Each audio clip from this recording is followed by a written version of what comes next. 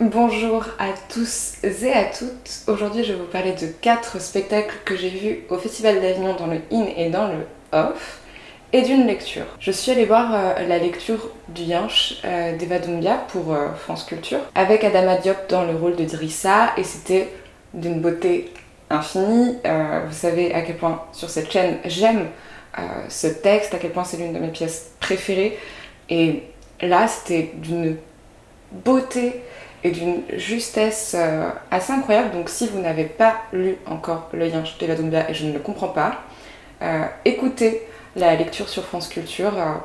À la fin on pleurait tous et c'était vraiment, vraiment magnifique. Et je suis très contente d'avoir pu entendre cette lecture le jour des 5 ans de la mort d'Adama Traoré. Donc c'était vraiment chargé d'émotions, hein, cette journée, parce que le Yinche parle des violences policières, pour celles et ceux qui ne le savaient pas encore. Et donc voilà, c'était très très émouvant. Et si je le trouve, je vous mettrai le lien en barre d'infos parce qu'il faut vraiment, vraiment pas louper ça.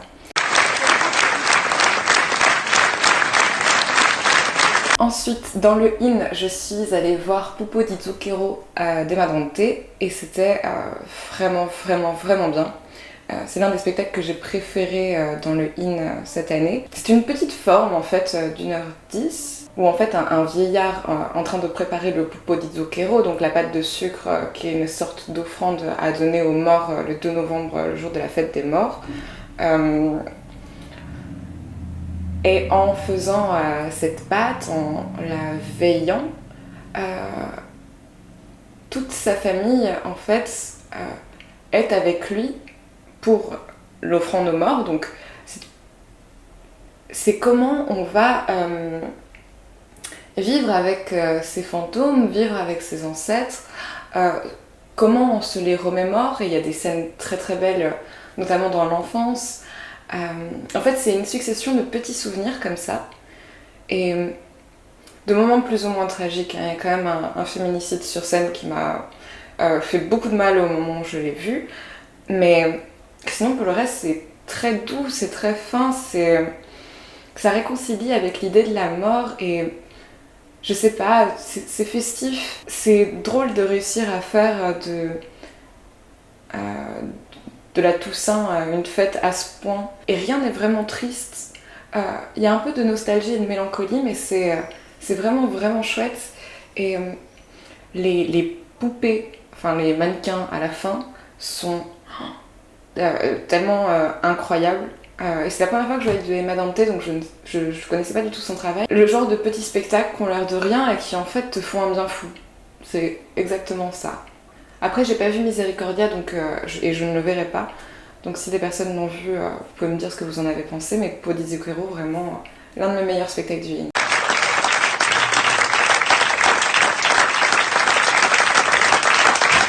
Ensuite, je suis allée voir Parpaing de Nicolas Petitsoff à la Manufacture, et c'était vraiment émouvant au possible. Je ne savais pas de quoi parlait le spectacle, je savais juste que ce spectacle est une production du CDN de Rouen, et connaissant plutôt ce qui se fait là-bas, j'en avais entendu parler. J'en avais aussi entendu parler via des amis qui avaient vu le spectacle pendant Avignon, là, pendant le festival. Je ne savais pas que c'était un récit autobiographique autour de l'identité, parce qu'il est question dedans quand même de l'adoption et des retrouvailles avec sa famille dite biologique.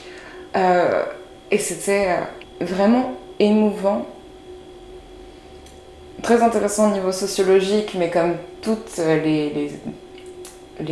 comme tous les récits autobiographiques, un peu à la manière d'un Édouard Louis ou d'une Annie Ernaux. Enfin, c'est exactement toujours les mêmes choses, c'est-à-dire comment on part de l'intime et du personnel pour en faire quelque chose de politique et qui veut dire beaucoup plus que sa propre histoire dans le monde, et dans quel niveau d'universalité on est. Alors Nicolas m'a vraiment bouleversée pour plein de raisons, et c'est une personne tellement douce, et ce spectacle en fait on peut le voir d'une façon très très tragique, mais en même temps il y a une telle dose d'espoir dans ce spectacle que je sais pas.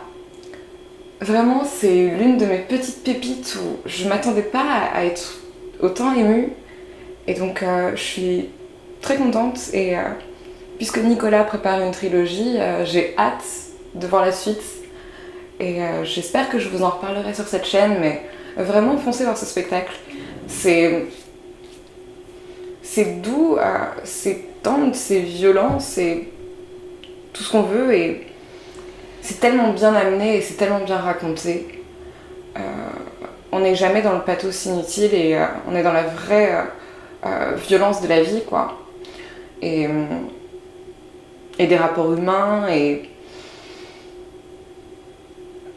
je pense que ça peut parler à beaucoup de gens et que ça peut toucher énormément de personnes. Donc allez-y, vraiment.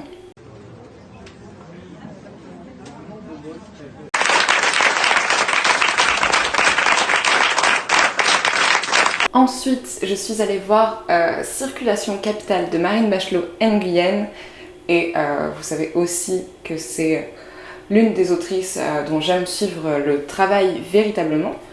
Donc Circulation Capitale, c'est encore une fois quelque chose de sociologique et de politique, comme d'habitude.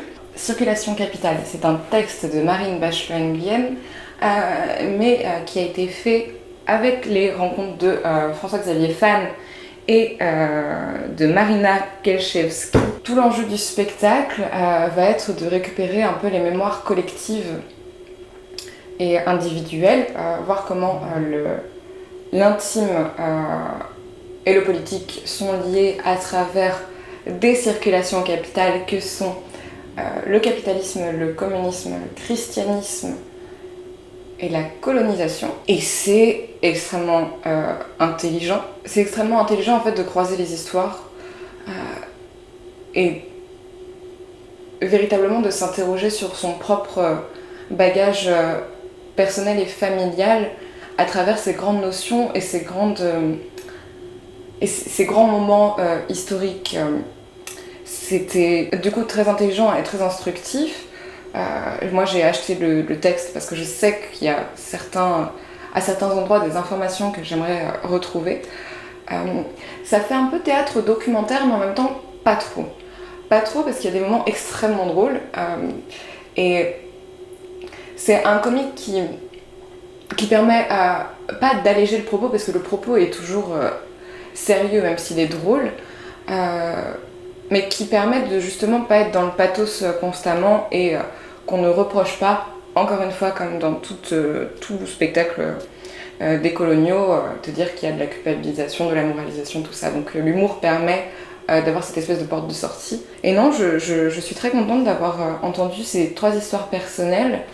Ça donne aussi envie de s'interroger soi-même en fait sur sa vie et de comprendre certaines choses. De comprendre pour certains l'exil, de comprendre pourquoi il y a une attirance pour telle ou telle religion, pourquoi certaines personnes votent un certain parti politique. Et en fait, ça dit déjà tout ça. Et c'est assez énorme en fait quand on y réfléchit. Donc non, j'ai vraiment adoré et je vous conseille véritablement de regarder le travail de Marine Bachelot-Nguyen que j'aime énormément. Et le dernier spectacle que j'ai vu, c'est Les Femmes de Barbe Bleue de Lisa Guez. C'est un spectacle dont j'avais entendu parler depuis 2019, je crois. Donc ça fait un grand moment. En tout cas, depuis qu'elle avait gagné le festival Impatience. C'est une réécriture de la légende et du conte de Barbe Bleue et qui prend un angle totalement différent, c'est-à-dire que directement une femme quand Barbe Bleue part de chez lui va dans l'entresol ouvrir la porte qu'elle n'a pas le droit d'ouvrir avec la clé que Barbe Bleue lui a donnée et tombe en fait sur les cadavres de plusieurs femmes. Et donc ces cadavres-là vont raconter chacune leur tour l'histoire en fait de leur mort. Au début j'avais un peu peur, encore une fois, de voir une pièce sur des féminicides parce que c'est quand même assez lourd à porter. Mais là, c'est extrêmement bien fait pour plusieurs raisons. Déjà, les meurtres ne sont que suggérés. C'est pas aussi violent que dans Popo di Zucchero où là vraiment je ne pouvais pas. Là, ça va. Et en plus, tout l'enjeu de ces 5 récits, c'est de rejouer le moment de la mort pour la déjouer. Et c'est comment on va, en tant que victime, refaire la scène pour s'échapper en fait de tout ça. Et je trouve ça tellement intelligent dans le principe et tellement libérateur aussi. Ça m'a vraiment plu. Toutes les comédiennes sont géniales, extrêmement drôles. En fait c'est ça, c'est pas pesant. Et quand il doit y avoir des moments d'émotion, ils sont là aussi. C'est pas grotesque du tout. Et c'est vraiment intelligent et je suis contente. J'avais vraiment un peu d'appréhension pour ce spectacle quand même. Mais non, c'était vraiment bien et plein de sororité en fait. Et je crois que c'est ça qui m'a plu aussi dedans. Voilà pour les 4 spectacles que j'ai vus ces derniers jours.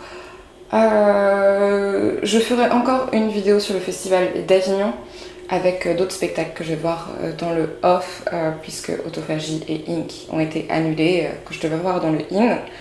Et j'ai beaucoup de peine pour Eva Doumbia et toute son équipe, donc je pense fort à eux avec cette vidéo. Si c'est pas déjà le cas, vous pouvez vous abonner à la chaîne, liker, partager la vidéo, tout ça. Et moi, je vous dis à bientôt pour une nouvelle vidéo au Festival d'Avignon.